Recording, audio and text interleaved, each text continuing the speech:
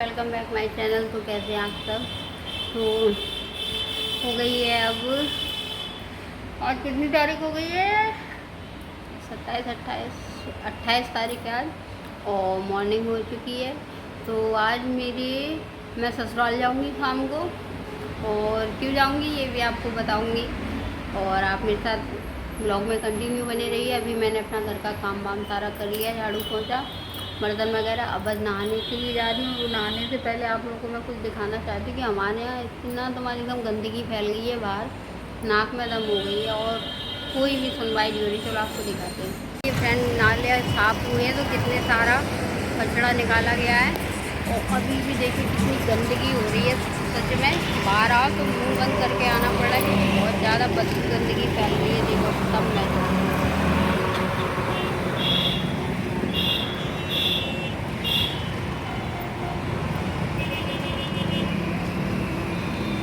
तो यहाँ छत भी पूरी काली काली हो गई थी। इतनी मैंने झाड़ा है, मतलब जो समझ लो एक तसला भर के मैंने यहाँ से मिट्टी निकाली है, क्योंकि जो कूड़ा सूख गया और गाड़ियाँ निकलती हैं तो पूरे मिट्टी। ये देखो पूरी छत मैंने साफ़ करी। सच में छत साफ़ करते करते मेरी तो हालत ख़राब हो गई थी। और फिर भी अब जो कूड़ा जब सब हट जाएगा यहाँ से, तब फिर पूरे छत की धुलाई करूँगी। मैंने सुबह कपड़े वॉश करके डाल दिए थे, तो मैंने जल्दी से डाली, क्योंकि मैंने कहा धूल उड़ रही है फिर इन कपड़ों पे आ जाएगी।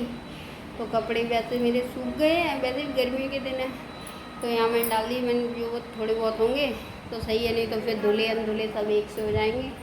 और यहाँ मेरे भगवान जी आप लोग दर्शन करें, आशीर्वाद लें। राधे ही राधे।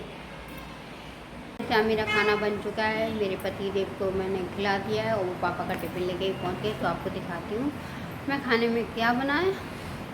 और सच काम करते करते तो रसोई में अभी इस टाइम खड़ा नहीं हुआ रहता, क्योंकि रोटी बनाते ना, सब्जी तो सब बन जाती है, रोटी जब बनाते ना तो हालत ख़राब हो जाती है। तो चलो कोई नहीं। यहाँ पर मैंने बनाई आज कड़ी, सैलेड, और यहाँ पे रोटी, तो और चावल भी हैं, चावल रोटी खाने के बाद।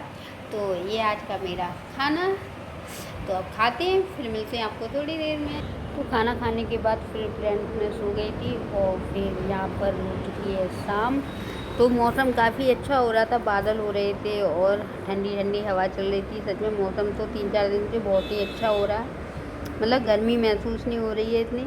और फिर मैं आ गई थी किचन में अपने लिए शाम की चाय बनाने, क्योंकि जब तक मैं चाय नहीं पीती तब तक मेरी दिमाग की नसें नहीं खुलती है। और यहाँ पर मेरे थोड़े से बर्तन पड़े थे दोपहर के, वो भी वॉश करने हैं।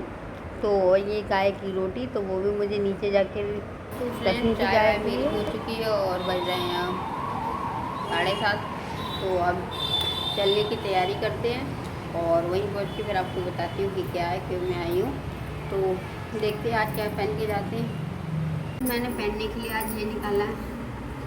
ये पता है, मैंने जब से सिलवाया है तब से मैंने एक भी बार नहीं पहना है। और क्योंकि सर्दियों के टाइम पे सिलवाया था, तो ये है साड़ी का। मैं मतलब मेरी साड़ी थी, इसमें मैं पहनती नहीं थी, और नई की नई साड़ी थी, मेरी सिस्टर ने दी थी। तो उसी का मैंने ये गाउन कह लो, फ्रॉक कह लो, जो भी कह लो आप, वो सिलवाया था। तो काफ़ी अच्छा है। तो अब मैं इसी को ही पहन के आ जाऊँगी, और आप फिर बताना कि उस पर कैसा लग रहा था पहनने के बाद। तो चलते तैयार होके मिलके फिर आप लोगों से। फ्रेंड मैं आ गई हूँ रेडी होके अपने ससुराल, कि आज हमारी जेठानी जेठनी की एनिवर्सरी, तो मैं आपको मिलवाती हूँ। वो भी अपने रूम में तैयार हो रही, देखते हैं। हैप्पी एनिवर्सरी भाभी।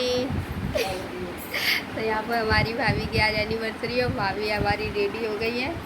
अभी देखिए, अभी इनका हाफ लुक है, अभी पूरा तैयार हो गए दिखाएगी। इनके अभी बाल रह गए, मेकअप रह गया है।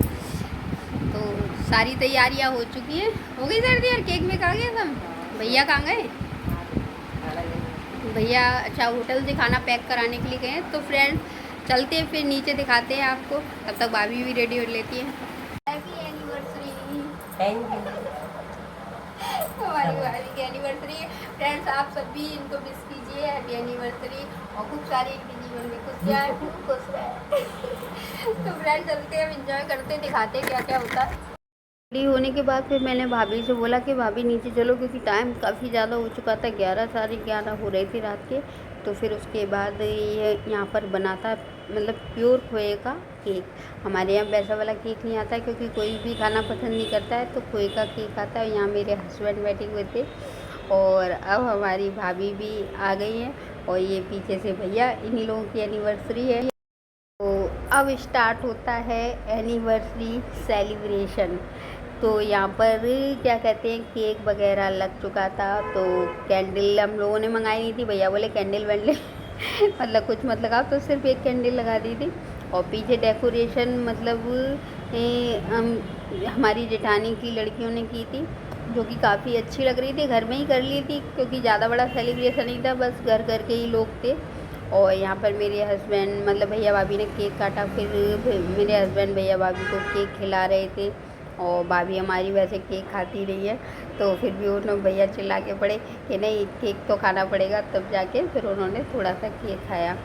फिर यहाँ पे भाभी पापा के पैर छूने के लिए जा रही थी, क्योंकि पापा अपने रूम में थे।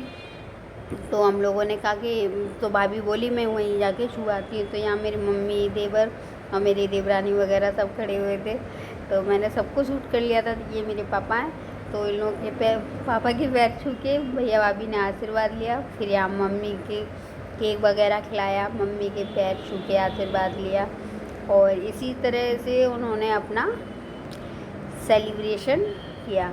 यहाँ पर मेरे देवर जी अपने भैया भाभी को केक वगैरह खिलाया। फिर मेरी बारी आई, तो मेरी जेठानी कह रही थी तो मैं तुम्हें गोद में बैठा लूँ। फिर मुझे केक खिलाया, मुझे पसंद ही नहीं था, सच में मेरे मुंह से भी निकल गया था। और खाना पीना खाने के बाद फिर हम आ गए थे अपने घर पे। यहाँ देखिए कितनी गंदगी, सच में बहुत ज़्यादा गुस्सा आ रही थी। और यहाँ पे फिर हम पहुँच चुके हैं घर। तो मिलती है नेक्स्ट व्लॉग में। राधे राधे।